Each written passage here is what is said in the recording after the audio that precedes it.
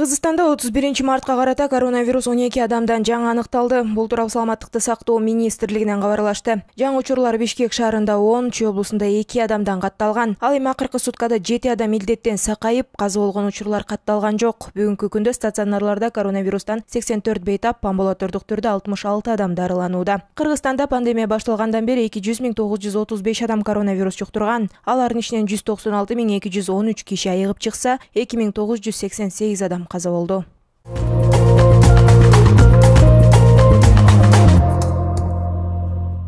Бишкек шаарынын мусулмандарынын казысы болуп Шакир Ажы Маматов дайындалды. Бул тууралуу муфтияттан кабарлашты. Тиешелүү буйрукка Кыргызстандын муфтийи Замир Кары Ракиев кол койгон. Муфтий Бишкек шаарынын жаңы дайындалган казысын казыяттын эмгек жамааты менен тааныштырып, жоопкерчиликтүү ишине ийгилик каалады.